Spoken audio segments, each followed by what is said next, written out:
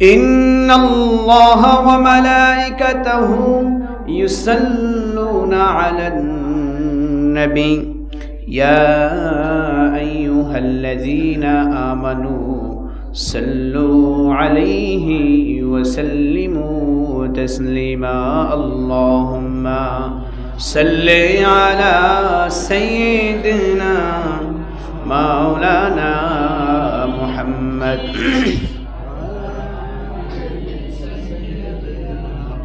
مولانا محمد بلغ العلا بكماله كشف الدجى بجماله حسنت جميع خصاله صلوا عليه وآله সিদ্ধেশ্বরী বেলাল জামে মসজিদের উপস্থিত সম্মানিত মুসল্লিয়ানে কেরাম, মুরব্বিয়ানে ইজম, মহান আল্লাহ রব্বুল আলামিনের প্রতি অসংখ্য অগণিত শুকর ও সুজুদ যে মহান রব্বুল আলামিন আমাদেরকে আজকের এই পবিত্র জুমাতে একত্রিত হওয়ার তৌফিক দান করেছেন। এই জন্য অন্তর থেকে শুকরিয়া আদায় করি, আলহামদুলিল্লাহ। আল্লাহ তাআলা পৃথিবীতে অসংখ্য মাখলুক সৃষ্টি করেছেন। দু চোখে যা কিছু দেখতে পাই সবই আল্লাহ তাআলার মাখলুক। এই সব মাখলুকের মধ্য থেকে শ্রেষ্ঠ মাখলুক হিসেবে আল্লাহ তাআলা নির্বাচন করেছেন একমাত্র মানব জাতিকে, মানুষকে। মানুষ হলো আল্লাহ তাআলার কাছে সবচাইতে পছন্দনীয় এবং প্রিয় একটি মাখলুক, যাকে আল্লাহ তাআলা অনেক বেশি ভালোবাসেন। মানুষকে আল্লাহ তাআলা অনেক বেশি ভালোবাসেন। নূহ আলাইহিস সালাতু ওয়াস সালাম একবার রাগ হয়ে আল্লাহকে বলছিলেন, আল্লাহ, এই জাতি তোমার কথা শুনে না, এদেরকে তুমি ধ্বংস করে দাও। আল্লাহ তাআলা অনেক কষ্ট পাইলেন, আমি তো তাদেরকে বানাইছি, কথা শুনে না, তাই বলে কি তাদেরকে ধ্বংস করে দিব? আল্লাহ তাআলা শিক্ষা দেওয়ার জন্য নূহ আলাইহিস সালাতু ওয়াস সালামকে বললেন, মাটি দিয়ে হাড়ি তৈরি করো। হাড়ি তৈরি করলেন, এরপরে তৈরি শেষ, এবার আল্লাহ বললেন এগুলোকে ভেঙে ফেলো, এটা আমার নির্দেশ। তখন নূহ আলাইহিস সালাতু ওয়াস সালাম বুঝতে পারলেন বানানো কি কষ্ট, কষ্টের পরে এগুলো ভেঙে ফেলা। তখন বুঝলেন যে আমি যে আল্লাহ তাআলার কাছে বদদোয়া করেছিলাম, আল্লাহ মানুষগুলোকে আমার দাওয়াত শুনে না ধ্বংস করে দেন, তার মানে বোঝা গেল আল্লাহ তাআলা মানুষকে অনেক বেশি ভালোবাসেন। ভাইরা আমার, মানুষের ভিতরে আল্লাহ তাআলা কয়েকটা স্তর তৈরি করে দিয়েছেন। এর ভিতরে সর্বপ্রথম যে স্তরটা, যাদের মর্যাদা আল্লাহ তাআলার কাছে অনেক বেশি, তারা হলেন নবীগণ। যত নবী আসছে দুনিয়াতে, প্রত্যেকটা নবী আল্লাহ তাআলার কাছে অত্যন্ত মর্যাদা সম্পন্ন। সব নবীদের মর্যাদা আল্লাহ তাআলার কাছে অনেক বেশি। এরপরে আল্লাহ তাআলা এই নবীদের মধ্য থেকেও আবার কাউকে কাউকে সবার চাইতে বেশি মর্যাদা দিয়েছেন, সুবহানাল্লাহ। তো সব নবীদের মর্যাদা আল্লাহর কাছে বেশি, আর এই সব নবীদের মধ্য থেকে সর্বশ্রেষ্ঠ মর্যাদার অধিকারী বানিয়েছেন আখিরি জামানার নবী মুহাম্মদুর রাসূলুল্লাহ সাল্লাল্লাহু আলাইহি সাল্লামকে। তার মানে পুরা সৃষ্টিকুলের মধ্য থেকে সর্বশ্রেষ্ঠ মর্যাদার অধিকারী হলেন আমার আপনার নবী মুহাম্মদুর রাসূলুল্লাহ সাল্লাল্লাহু আলাইহি ওয়াসাল্লাম। নবীদের পরে তার মর্যাদা হলেন সমস্ত নবীদের উপর, সমস্ত নবী। এরপরে আল্লাহ তাআলা নবীদেরকে যেই মর্যাদা দিয়েছেন, এই মর্যাদা সাহাবা ইকরামকে দেন নাই। অর্থাৎ আমাদের নবীর যেই উম্মত, তাদের মধ্য থেকে যারা সাহাবা ইকরাম, তাদের মর্যাদা নবীদের মর্যাদার চাইতে নিচে।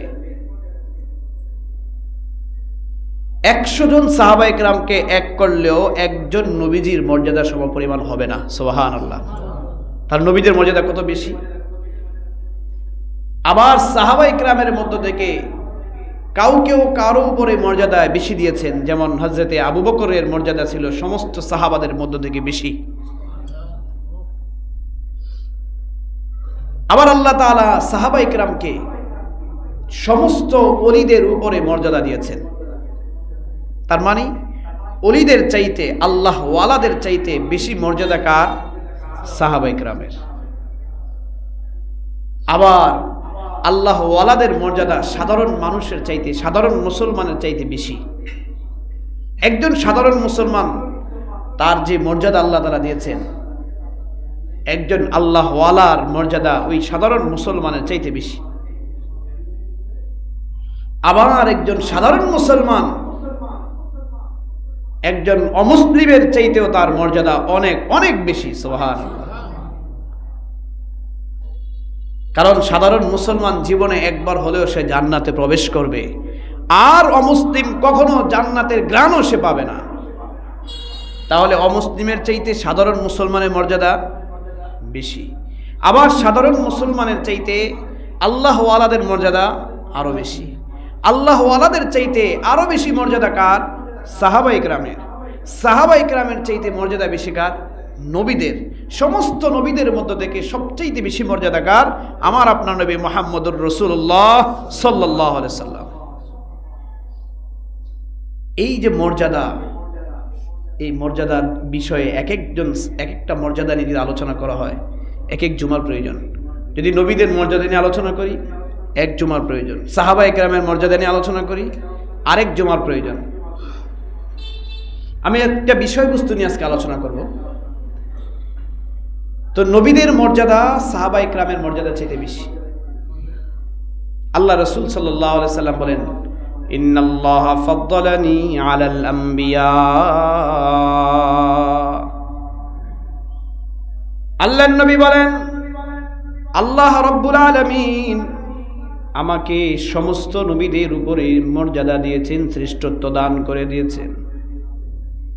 ওয়া ফাদ্দালা উম্মতি আলাল উমাম, আর আমার উম্মতকে সমস্ত উম্মতের উপরে মর্যাদা দিয়েছেন।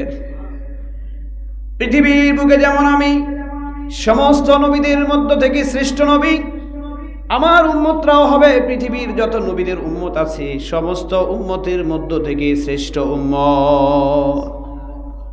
আমার উম্মত জান্নাতে প্রবেশ করার আগে কোনো উম্মত জান্নাতে প্রবেশ করবে না। আমার উম্মতেই পূর্ববর্তী সমস্ত নবীদের জন্য সুপারিশকারী হবেন। আমার উম্মতরা পূর্ববর্তী নবীদের জন্য সুপারিশ করবেন। তার মানে নবীর মর্যাদা যেমন, আল্লাহ তাআলা আমাদের মর্যাদাও বাড়িয়ে দিয়েছেন, ঠিক কিনা? নবীদের মর্যাদা কি?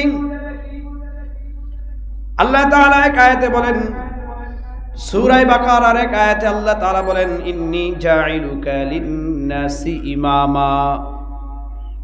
ইব্রাহিম আলাইহিস সালাতু ওয়াস সালামের দিকে লক্ষ্য করে আল্লাহ তাআলা বলেন, ও ইব্রাহিম, আমি আল্লাহ তোমাকে পৃথিবীর মানুষগুলোর জন্য তোমাকে ইমাম বানায়া দিলাম। আমি আল্লাহ তোমাকে পৃথিবীর মানুষের ইমাম বানাইলাম। মুফাসসিরিন ইকরাম কুরআনুল কারীমের এই আয়াতের ব্যাখ্যা করে বলেন, ইমাম অর্থ হলো দুইটা। একটা ইমাম অর্থ হলো নবী বানানো, আর একটা ইমাম অর্থ হলো দ্বীনের জ্ঞান দিয়ে আলেম বানানো। আল্লাহ তাআলা ইব্রাহিম আলাইহিস সালামকে বললেন, ইন্নী জাইলুকা লিন-নাসি ইমামা। ও ইব্রাহিম, আমি তোমাকে মানুষের ইমাম বানাইব। এই বানানোর ব্যাখ্যা হলো আমি আল্লাহ তোমাকে মানুষের মধ্য থেকে মানুষের নবী বানাইব।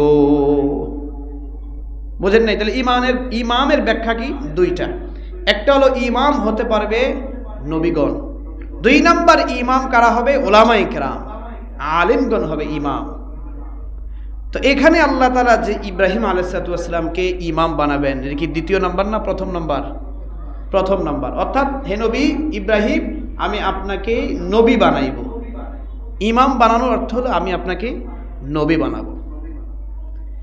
ইব্রাহিম আলাইহিস সালাম আল্লাহর এই ঘোষণা পাওয়ার সাথে সাথে বললেন, আল্লাহ ওয়া মিন যুররিয়াতি, আমাকে নবী বানাইবেন, আমি সন্তুষ্ট, বড় খুশি। তবে যদি ওয়া মিন যুররিয়াতি, আমার সন্তানদের মধ্য থেকে কাউকে যদি আপনি নবী বানাইতেন তাহলে আরো বেশি খুশি হইতাম।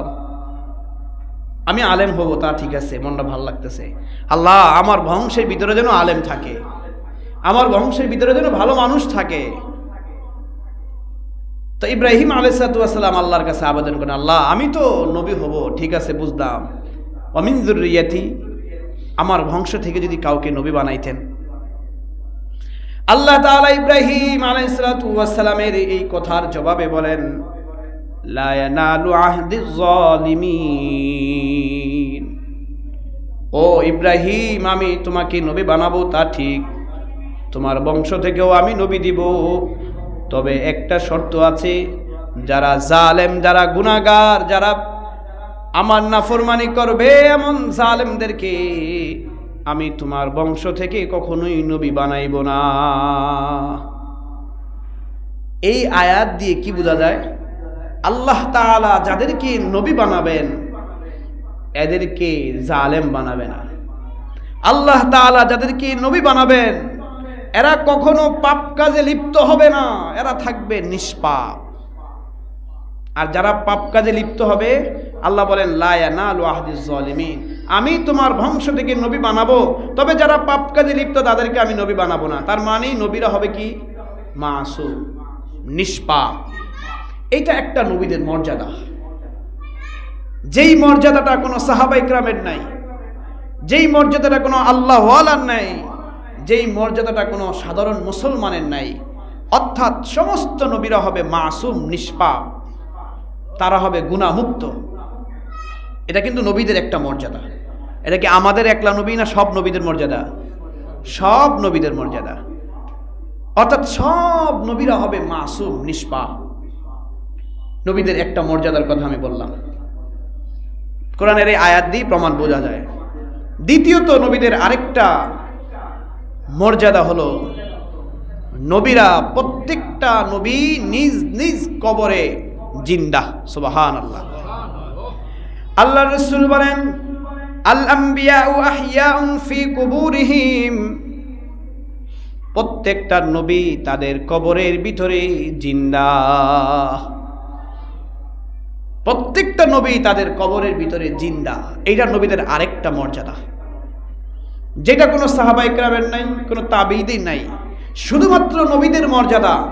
যে আল্লাহ তাআলা নবীদের মর্যাদা সম্মান দিতে গিয়ে সমস্ত নবীদেরকে তাদের কবরের ভিতরে জিন্দা রেখেছেন, যেটাকে আহলে সুন্নাত ওয়াল জামাতের পরিভাষায় বলা হয় হায়াতুন নবী, জিন্দা নবী। এটাও একটা নবীদের মর্যাদা, আলাদা মর্যাদা, সব নবীদের মর্যাদা। এরপরে নবীজিদের আরেকটা মর্যাদা হলো, সমস্ত নবীরা আপন আপন কবরে স্থির থাকেন, কখনো কবর থেকে বের হন না। এটা নবীদের একটা আলাদা মর্যাদা। আল আমবিয়াউ আহইয়াউন ফি কুবুরিহিম, এই হাদিসের মাধ্যমে প্রমাণিত। আহলে সুন্নাত ওয়াল জামাতের আকীদা এটাই। তো বুঝাতে চাচ্ছি সমস্ত নবীদের আলাদা একটা মর্যাদা আছে। আমি তিনটা মর্যাদা নবীদের এখানে উল্লেখ করলাম। আল্লাহ তাআলা এই মর্যাদাগুলো সমস্ত নবীদের ভিতরে দান করেছেন। কিন্তু আল্লাহ রাব্বুল আলামিন আমার আপনার নবীকে বিশেষ এক মর্যাদা দান করেছেন, যেই মর্যাদাটা অন্য কোনো নবীকে দেয় নাই। আলাদা মর্যাদা দিয়েছেন। ওই আলাদা মর্যাদা পাওয়ার কারণে আমার নবীর মর্যাদা সমস্ত নবীদের উপরে শ্রেষ্ঠ হয়ে গিয়েছে।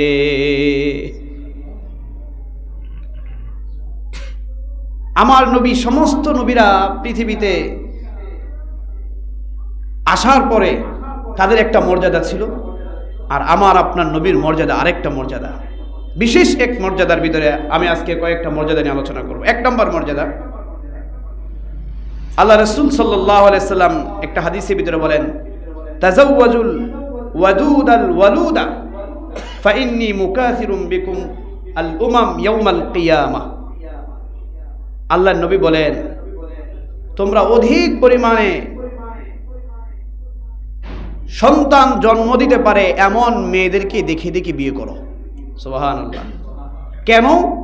কারণ হলো কিয়ামতের ময়দানে আমি আমার অধিক পরিমাণ উম্মত নিয়ে আমি গর্ব করব। সুবহানাল্লাহ। তাহলে আল্লাহর নবীর অধিক উম্মত হওয়াও এটা নবীজির একটা আলাদা মর্যাদা। আল্লাহর নবীর উম্মত হবে সমস্ত উম্মতের চাইতে বেশি, সমস্ত নবীদের উম্মতের চাইতে বেশি। এটাই আমার নবীজির আলাদা একটা মর্যাদা, যেই উম্মতদেরকে নিয়ে কিয়ামতের ময়দানে আল্লাহ রাসূল সাল্লাল্লাহু আলাইহি সাল্লাম গর্ব করবেন, এগুলো আমার উম্মত, আমার উম্মত। প্রশ্ন জাগে, হুজুর কিভাবে এটা নবীজির আলাদা মর্যাদা হলো? এটা নবীজির মর্যাদা, আলাদা মর্যাদা কিভাবে? এর আলাদা মর্যাদার জন্য একটা উদাহরণ শুনলে বুঝবেন। মনে করেন একটা স্কুল বা একটা মাদ্রাসা, 10 জন শিক্ষক আছে। এই 10 জন শিক্ষকের মধ্য থেকে এক একজন শিক্ষকের অধীনে 100 জন করে ছাত্র আছে। এখন একজন শিক্ষক সে তার 100 জন ছাত্রটাই ফেল করলো, কেউ পাশ করতে পারলো না। আরেকজন শিক্ষকের 2-3 জন পাশ করছে, আরেকজন শিক্ষকের 5-7 জন 10 জন পাশ করছে, আরেকজনের 20 জন পাশ করছে, আর আরেকজন শিক্ষকের 100 জনের 99 জনই পাশ করছে। বলেন এই 10 জন শিক্ষকের মধ্য থেকে কার মর্যাদা বেশি হবে? যার 99 জন ছাত্র পাশ করছে। এমন যেমন 10 জনের মধ্য থেকে তার মর্যাদাটা আলাদা হবে, আলাদা একটা শ্রেষ্ঠত্ব হবে। আমার নবীর এই একাধিক উম্মত, বহু সংখ্যক উম্মত যখন জান্নাতে প্রবেশ করবে, তখন আল্লাহ তাআলার কাছে আমার নবীর মর্যাদা সমস্ত নবীদের মধ্য থেকে শ্রেষ্ঠ হয়ে যাবে। সুবহানাল্লাহ। এই জন্য আমার নবীর একাধিক উম্মত থাকা, অধিক পরিমাণে উম্মত থাকা, এটা আমার নবীর একটা আলাদা মর্যাদা। আমার ভাইয়েরা, এই জন্য আল্লাহ রাসূল বলছেন, তোমরা অধিক সন্তান ধারণ করতে পারে এমন মেয়ে দেখে দেখে বিয়ে করো, এমন বংশের মেয়ে বিয়ে করো। আজকে আমাদের ভাষায় একটা আছে যে, আমরা প্রচলিত একটা ভাষা আছে, আমাদের কথা আছে যে জনসংখ্যা কমাও, খাদ্য বাড়াও, এরকম একটা কথা আছে না? একটি হলে ভালো হয়, 2টির অধিক নয়। এই কথাটা সম্পূর্ণ ভুল। আল্লাহর রাসূল বলছেন অধিক পরিমাণে সন্তান জন্ম দাও, আর তুমি বলো সন্তানের সংখ্যা কমিয়ে দাও। এর কারণ, একটা অন্যতম কারণ হলো, মানুষ মনে করে এত সন্তান জন্ম হলে খাওয়াবে কি, থাকবে কোথায়? আর খাওয়ানোর ব্যবস্থা, থাকার ব্যবস্থা তো আমার আল্লাহ আগে থেকেই নির্ধারণ করে দিয়েছেন। তোমাকে টেনশন করার, তোমাকে এই নিয়ে চিন্তা করার কথা বলে নাই। তুমি যদি সংখ্যা কমাইতে চাও খাদ্যের ভয়ে, তাহলে একটা উদাহরণ শুনেন। মনে করেন জনসংখ্যা আছে 16 লাখ, 16 কোটি, আর খাদ্যের ব্যবস্থা আছে বাংলাদেশে মনে করেন 12 কোটি মানুষের। যেই পরিমাণ খাদ্য উৎপাদন হয় 12 কোটি মানুষ খেতে পারবে। তাহলে কয় কোটি মানুষের শর্ট আছে? 4 কোটি। এখন আপনি যদি সন্তান কমাইতে যান, মানুষ কমাইতে যান, 4 কোটি মানুষ কমিয়ে দিলেন, এখন 12 কোটি উৎপাদন হয়, 12 কোটি মানুষ খায়, সমান সমান আছে। এমন এক দুর্ভিক্ষ আল্লাহ তাআলা দিয়ে দিল, যেই দুর্ভিক্ষের কারণে আরো 5 কোটি মানুষের খাদ্য পরের বছর নষ্ট হয়ে গেছে। এখন কি করবেন? তখন কি আবারও আরো 5 কোটি মানুষ কমাইবেন? কারণ 5 কোটি মানুষের খাদ্য কমে গেছে, বিপদ আইসা ধ্বংস হয়ে গেছে। তাহলে আরো 5 কোটি মানুষ কমাও, তাহলে মানুষের সংখ্যা দিন দিন কমতে থাকবে না বাড়তে থাকবে? কমতে থাকবে। খাদ্যের সংখ্যা কি বাড়লো না কমলো? খাদ্যের সংখ্যাও কমার সম্ভাবনা আছে। তার মানে বোঝা গেল মানুষের সংখ্যা কমানোর মাঝে খাদ্যের সংখ্যা বৃদ্ধির কোনো প্রমাণ নাই, ঠিক কিনা? মানুষের সংখ্যা কমলেই যে খাদ্য বাড়বে বিষয়টা এমন না। তাহলে মানুষের খাদ্যের সংখ্যা কিভাবে বাড়াবেন? আল্লাহ তাআলা বলেন, ওয়ামান ইয়াত্তাকিল্লাহা ইয়াজআল লাহু মাখরাজা। তোমরা যদি আল্লাহ তাআলাকে ভয় করতে পারো, তাহলে আল্লাহ তাআলা তোমাদের জন্য রাস্তা বের করে দিবেন। ওয়ামিন হাইসু, এবং আল্লাহ তাআলা তোমাদেরকে রিজিক দিবেন, অগণিত রিজিক, লা ইয়াহতাসিব।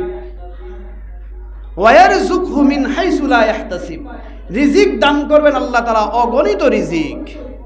তাহলে আল্লাহ তাআলা এই আয়াত দিয়ে বুঝাইলেন তোমাদের খাদ্যের চিন্তা করতে হবে না, তোমরা শুধু আমাকে ভয় করো, আমি আল্লাহকে ভয় করো, আমি আল্লাহ তোমাদেরকে খাদ্যের জন্য রাস্তা বের করে দেব। সুবহানাল্লাহ। আর অগণিত রিজিক দান করব, অগণিত। এজন্য খাদ্যের চিন্তা নয়, আমরা আল্লাহকে যদি রাজি করতে পারি, আল্লাহ তাআলা ওই পরিমাণ খাদ্যের ব্যবস্থা আমাদেরকে করে দিবে। সংখ্যা কমানো নয়। আজকে সংখ্যা কমায় হলো, গণে হলো, লোকদের সংখ্যা গণে হলো গাণিতিক হারে, আর খাদ্যের সংখ্যা গণে জ্যামিতিক হারে। মনে করেন মানুষ তারা গণে হলো, মানুষের সংখ্যা গণে হলো 1, 2, 4, 8, 16, 32 এইভাবে গণে, আর খাদ্যের সংখ্যা গণে 1, 2, 3, 4, 5, 6 এইভাবে গণে। এইভাবে তারা হিসাব করে, তারা সংখ্যা মিলায়। আল্লাহ এই জন্যই কোরআনে বলছেন, ওয়ায়ারযুকহু মিন হাইসু লা ইয়াহতাসিব, আমি আল্লাহ তোমাদেরকে এমন রিজিক দিব, এমন খাদ্য পাঠাবো, লা ইয়াহতাসিব, যেটা গণনা করে তোমরা শেষ করতে পারবা না। সুবহানাল্লাহ। শব্দটা ব্যবহার করছেন গণনার শব্দ, গণনা। তোমরা গণতেছো, এই গণে গণে শেষ করতে পারবা না। আমার ভাইয়েরা, এটা আনুষঙ্গিক একটা আলোচনা চলে গেল। আমি আমার নবীর মর্যাদা উল্লেখ করতেছিলাম। আমার নবীর মর্যাদার অন্যতম একটা মর্যাদা হলো, এই নবী কিয়ামতের ময়দানে সমস্ত নবীদের উপরে শ্রেষ্ঠত্ব থাকবেন এই উম্মত দিয়ে, উম্মত। এই জন্য উম্মতের সংখ্যা বাড়াও। আল্লাহ রসুল বলছেন, যেই বংশের মেয়েরা সন্তান বেশি ধারণ করতে পারে এমন মেয়েদেরকে দেখে দেখে বিয়ে করো, কারণ কিয়ামতের ময়দানে আমি এই উম্মত নিয়ে গর্ব করব। এটা আমার নবীর একটা আলাদা মর্যাদা। 2 নাম্বার, আমার নবীর আলাদা মর্যাদা হলো তিনি খাতামুন নবিয়্যিন, শেষ নবী। এটা হলো নবীজির আলাদা একটা মর্যাদা, যেই মর্যাদাটা আল্লাহ তাআলা অন্য কোনো নবীকে দেয় নাই। সূরা আহজাবের ভিতরে আল্লাহ তাআলা বলেন, মা কানা মুহাম্মাদুন আবা আহাদিম মির রিজালিকুম ওয়ালাকির রাসূলুল্লাহি ওয়া খাতামান নাবিয়্যিন।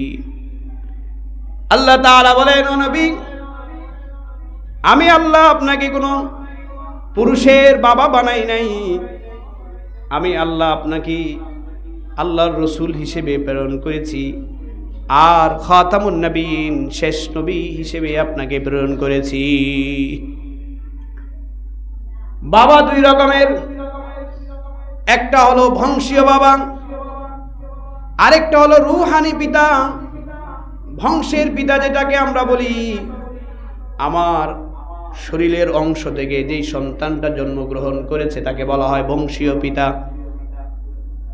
আর আরেকটা হলো রূহানি বাবা, অর্থাৎ নবীরা পবিত্র, নবীদের কোনো গুনাহ নাই, তাদের আত্মা পবিত্র, তাদের আত্মার সাথে যাদের মিল থাকে, অর্থাৎ তাদের অনুসরণ করে যে সমস্ত উম্মতরা ওই তাদের অনুসরণ করে করে তাদের আত্মাটাও পবিত্র করে নেয়, আর এই পবিত্র করে নেওয়ালা উম্মতদেরকেই বলা হয় ওই নবীদের রূহানি সন্তান।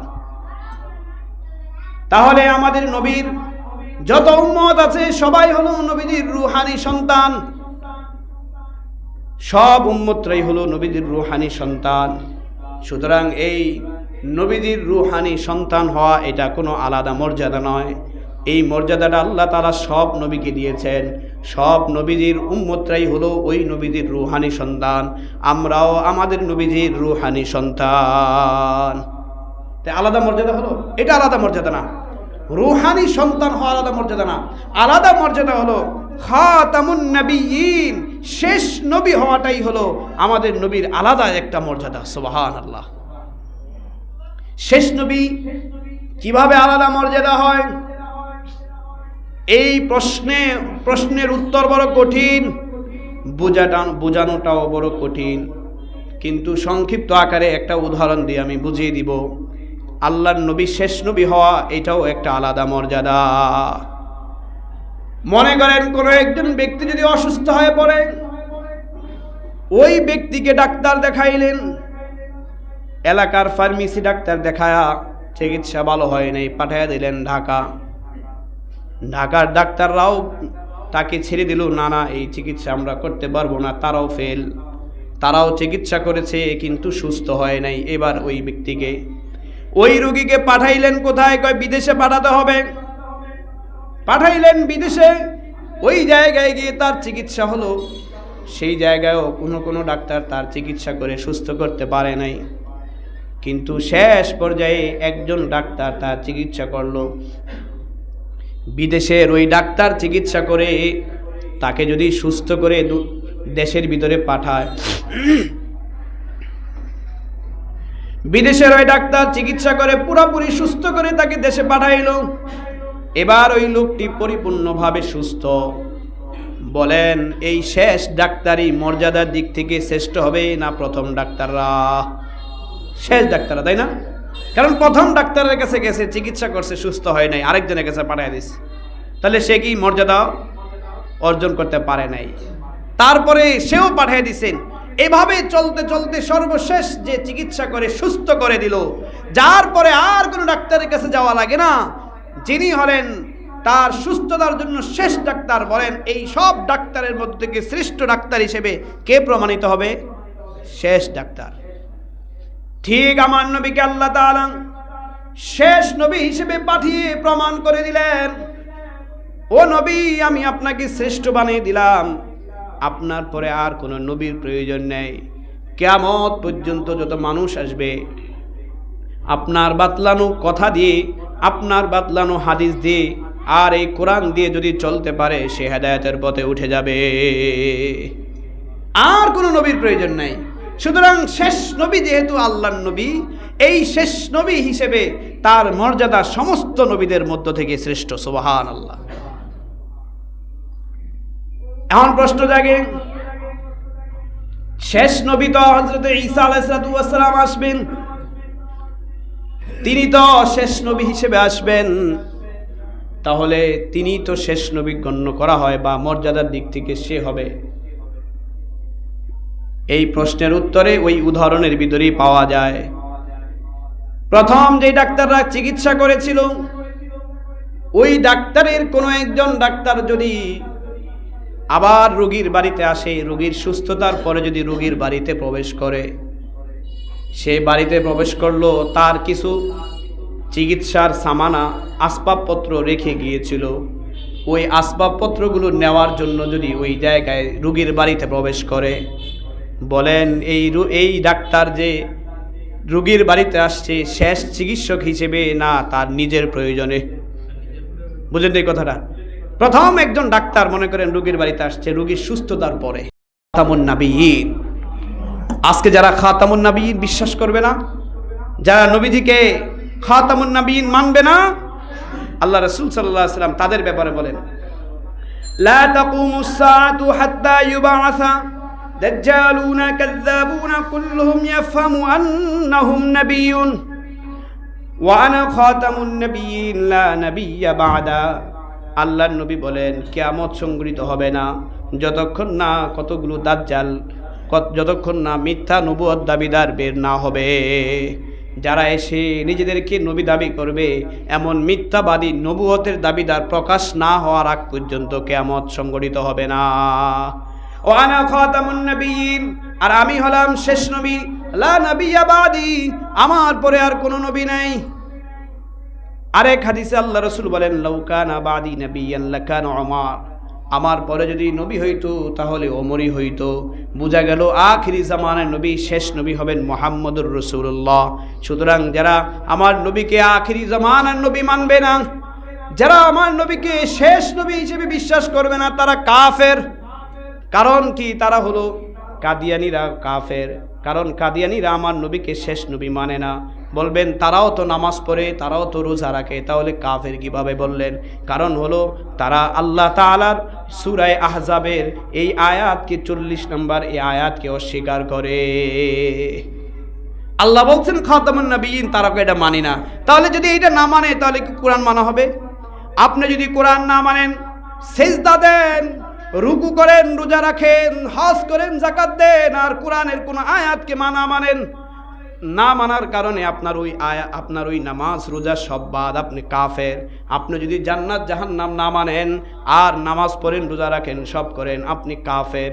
যতই আপনি নামাজ পড়েন রোজা রাখেন কোনো গণ্য করা হবে না।